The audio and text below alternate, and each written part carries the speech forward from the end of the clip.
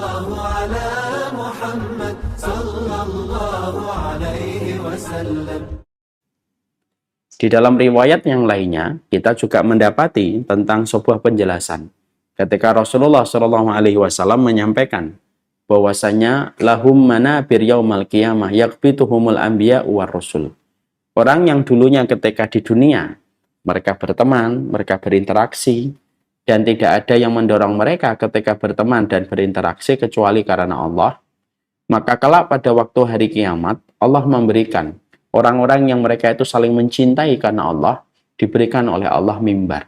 Mimbar itu terbuat dari cahaya, yang membuat para nabi saja merasa iri dengan indahnya mimbar itu, dan tidaklah mimbar itu dibuat, lalu dihadirkan dengan begitu kesan yang sangat indah pada mimbar itu yang terbuat dari cahaya, kecuali mimbar itu diperuntukkan untuk siapa? Bukan untuk mereka yang sholat, bukan untuk mereka yang puasa, bukan untuk mereka yang sedekah, tapi untuk mereka yang dulunya ketika hidup di dunia, mereka betul-betul memiliki sebuah alasan di dalam mereka berinteraksi, ketika mereka berteman, ketika mereka bersahabat. Tidak ada yang mendorong mereka menjalin hubungan itu semuanya kecuali Allah. Sehingga mereka saling mencintai karena Allah. Yang asalnya mereka asing, yang asalnya mereka tidak kenal, lalu mereka bertemu karena Allah, lalu mereka menghiasi pertemanan mereka karena Allah, sampai akhirnya cinta yang mendasari pertemanan mereka diterima sama Allah.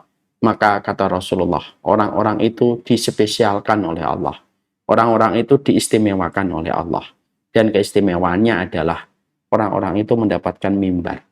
Mimbarnya bukan terbuat dari kayu, bukan pula terbuat dari besi, tapi mimbarnya terbuat dari cahaya. Anda bisa bayangkan mimbar terbuat dari cahaya.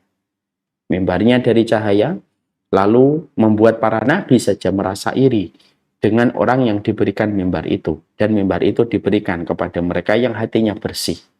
Dia punya 1000 alasan untuk mencintai seorang teman, mungkin karena pansos, mungkin karena terkenal, mungkin karena kaya, mungkin karena frekuensi bercandanya sama, tapi dia mencari teman dan menjalin persahabatan bukan itu, tapi semata-mata karena Allah ketika dia menjalin persahabatan. Inilah yang termasuk salah satu amalan besar. Tidak kelihatan oleh kasat mata, tidak bisa dirasakan oleh panca indera, tapi ternyata begitu besar dinilai oleh Allah. Orang yang mereka bersahabat di atas muka bumi ini bukan karena alasan duniawi, tapi semata-mata karena alasan Allah. Inilah luar biasanya saling mencintai karena Allah. Ya, di tengah zaman hari ini yang semua orang itu memiliki bermacam-macam alasan ketika berteman. Ada yang karena pansos tadi saya sebutkan, ada yang karena temannya terkenal, ada pula yang karena temannya menjadi orang yang pintar, atau alasan-alasan duniawi yang lainnya. Dan orang yang telah memiliki hati yang bersih, maka dia mencintai seseorang hanya karena Allah semata. Sekarang mari kita lalu bedah.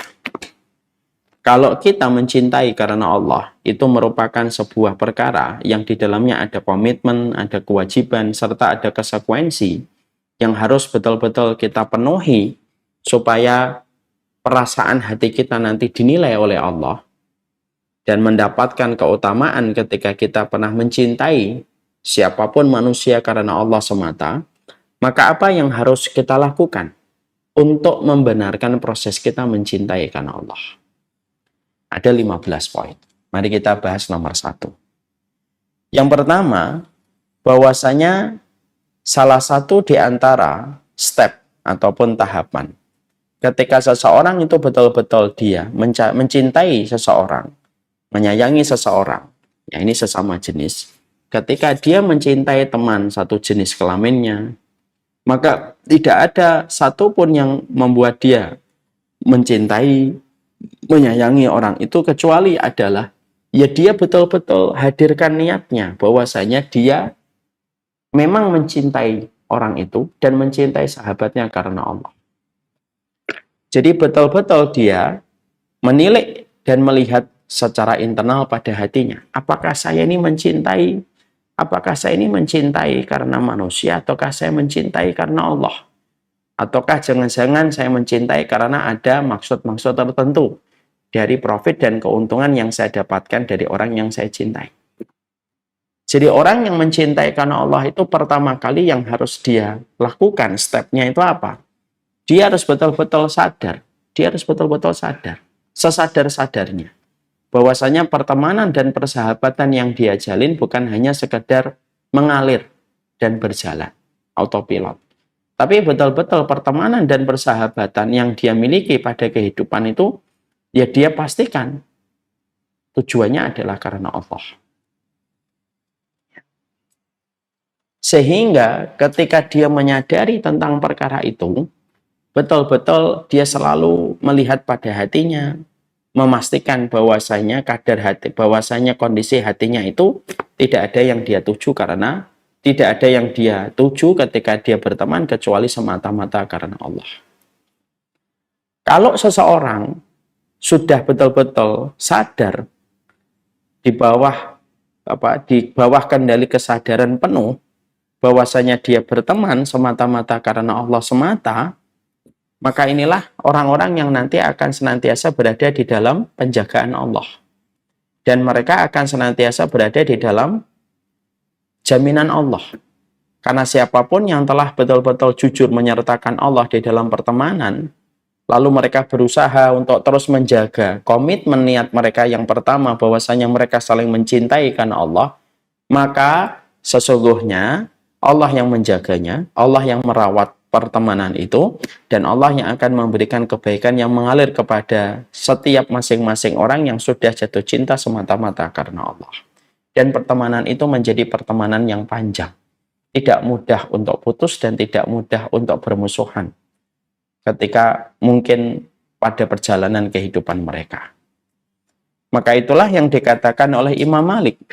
Maka nalillahi fawa abqa. Apapun yang sudah diniatkan semata-mata karena Allah, maka itulah yang akan awet dan itulah yang akan langgeng abadi. Makanya Rasulullah sampai mengatakan, tidaklah seseorang yang berdia jumpa, dia berteman, lalu berpisah kecuali karena dosa salah satu di antara keduanya. Dan ini betul-betul harus menjadi sebuah kesadaran. Jadi tidak boleh hanya sekedar mengalir saja. Sudahlah kita berteman mengalir saja. Nikmatin saja, tidak bisa. Tidak bisa kita di dalam pertemanan mengalir saja. Tapi betul-betul kita harus sadar dengan sepenuh hati kita dan sepenuh jiwa kita. Bahwasanya sepenuh hati kita dan sepenuh jiwa kita itu betul-betul kita bersamanya sama. Kenapa sering kita lalaikan? Karena kita menganggapnya itu terkadang tidak terlalu penting. Padahal itu perkara penting sekali. Jadi ketika kita memberi makna kembali pada pernikahan, pada kebersamaan kita sama teman-teman kita, pastikan bahwasanya Allah yang menjadi tujuan. Ini yang pertama.